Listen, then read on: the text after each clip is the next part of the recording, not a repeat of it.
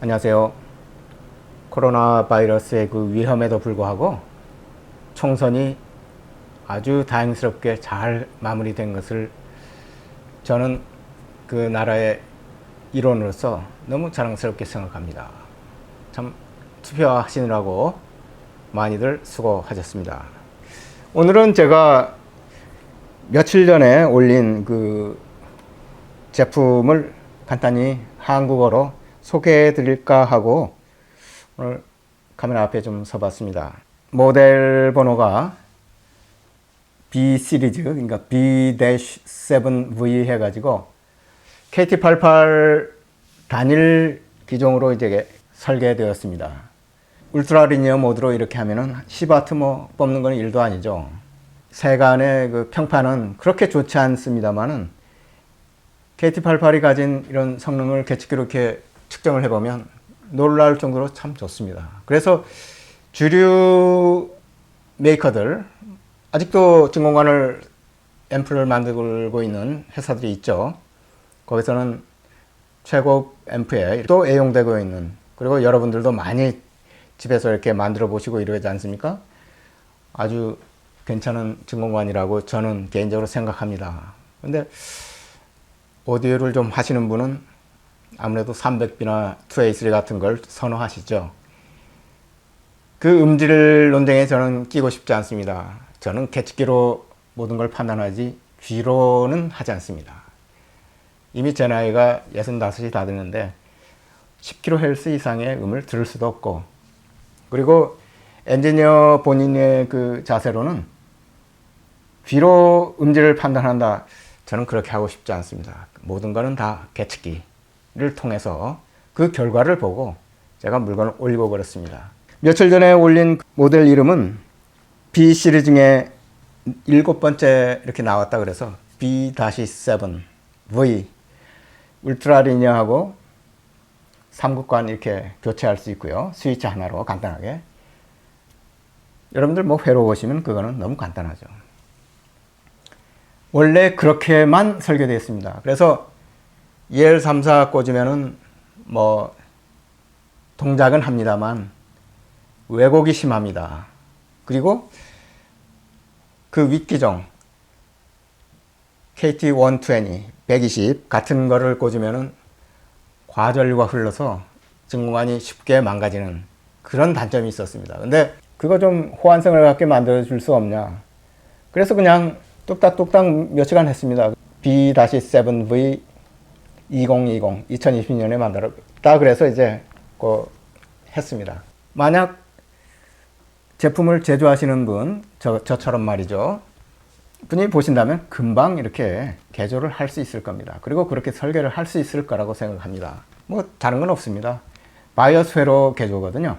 KT120하고 KT88 일단 그 중간점을 찾아서 플레이트 전류가 어느 진공관을 꽂더라도 일단 그 동일하게 나오게끔 이렇게 적정 포인트를 잡는 게 가장 큰 그 설계 핵심이라 이렇게 볼 수 있겠죠. 그러면 당연히 EL34나 6L6도 그렇게 할 수 있지 않겠습니까? 근데 이거는 셀프 바이어스가 아니고 고정 바이어스이기 때문에 그렇게 하면은 EL34, 6L6 이런 것들은 동작을 하지 않습니다. 왜냐하면 바이어스점이 너무 깊어버리기 때문에 마치 그 우리가 고주파 증폭기의 그 윗파형만 이렇게 삐쭉삐쭉 나오는 식으로 이렇게 나옵니다. 그렇기 때문에 동작을 하질 않습니다. 그래서 바이어스 전압을 낮춰야 됩니다. 그렇게 되려면 천상 스위치를 달아야죠. 스위치를 달아서 6L6하고 EL34도 바이어스 포인트가 다릅니다. EL34는 플레이트 손실이 24W, 6L6은 28W입니다. 이 4W 차이가 별거 아닌 것 같죠? 설계할 때 상당히 큰 여유도를 가지게 됩니다. 그래서 그 중간점, 그 출력을 위주로 둘 거냐? 그럼 당연히 EL34는 약간 20W 정도의 선에서 그 플레이트 손실을 잡으면 무난하죠. 그러나 6L6 입장에서는 아직도 이만큼 8W가 남아있는데 이건 너무 낭비라 이런 거죠. 그러니까 여러분들이 설계하실 때 요 둘 중에 그건 내가 EL34를 기준으로 22W, 24W까지 그냥 뽑겠다. 맥시멈이니까요. 그렇지만 616을 넣었을 때는 그만큼 출력이 올라가게끔 하겠다. 그러면 그 중간점을 잡아서 스위치 하나로 이렇게 제끼는 이걸 만들어서 달아두시면 됩니다. 만약에 문제점이 하나 있죠. 616을 쓰다가 616, EL34를 그 스위치 하나로 해서 적정한 포인트를 잡아서 이제 했다. 그러면 그 모드에서 KT88을 꽂았다. 어떻게 되겠습니까? 바이어스가 낮죠. 그러면 특성 곡선을 보시면 전류가 엄청 흐릅니다. 그러면 진공관을 켜서 10초 정도 되면 이제 예열이 끝나면서 전류가 흐르기 시작하지 않습니까? 그럼 전류가 폭주를 하게 됩니다.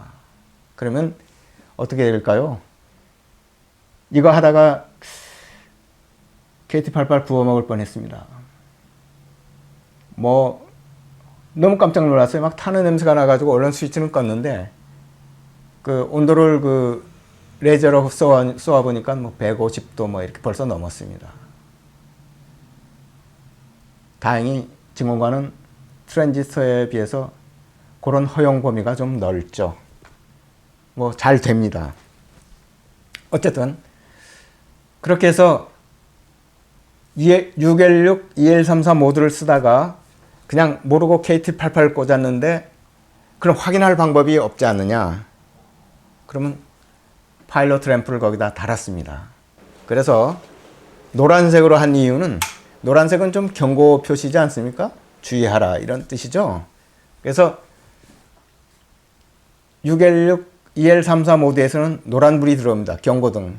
그러니까 이거는 하향 호환성을 가진 모드에서는 딱 들어오도록 이렇게 되어 있습니다. 그러나 이걸 위로 옆으로 제끼면 KT88 모드로 들어가면서 그 경고등이 꺼집니다. 꺼지게 되면 어떻게 될까요?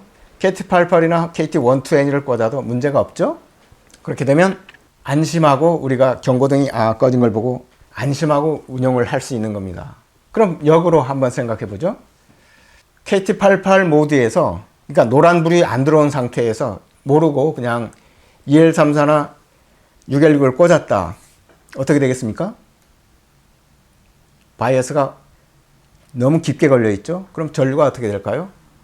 별로 흐르질 않습니다. 그래서 진공관은 영향이 거의 없습니다. 전류가 안 흐르기 때문에 거의 안 흐르기 때문에 출력은 나옵니다. 소리 나오죠.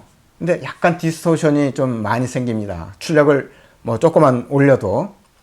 그러니까 그 차이입니다. 그러니까 눈으로 보고 이렇게 제꼈구나 이렇게 제꼈구나 이렇게 쉽게 확인할수록 이렇게 했습니다. 설계하시는데 혹시 도움이 될까 이렇게 해서 오늘 잠깐 서봤습니다.